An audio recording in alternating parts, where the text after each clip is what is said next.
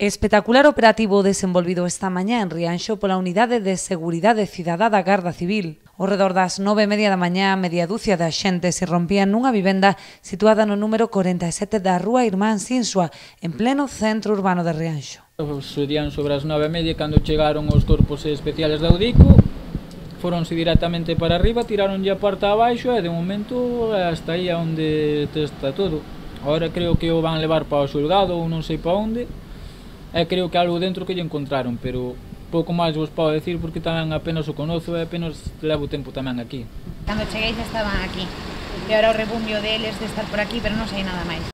Ali permaneceron preto de 4 horas nas que realizaron un minucioso rexistro da vivenda e dun vehículo estacionado nas inmediacións no que participaron tamén cans adestrados.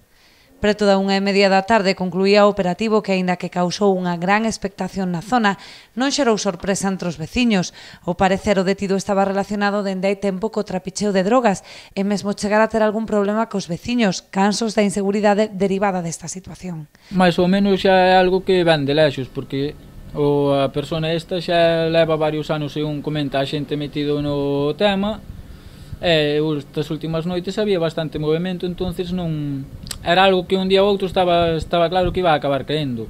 Hai xente que sí que estaba con algo de medo, sobre todo algunhas persoas maiores, porque, por exemplo, aquí hai unha veciña que non vive aí pegada a él, é unha persona maior que vive sola. Polo visto tuvo aí un día un encontronazo con él e a xente, pois, claro, tiñalle medo. E aparte que tiña un can de raza perigosa que andaba solto seguido, aí atrás estuvo a punto de morderlle a un señor maior. Trátase dun veciño de Rianxo duns 40 anos que pasará a disposición xudicial nas próximas horas.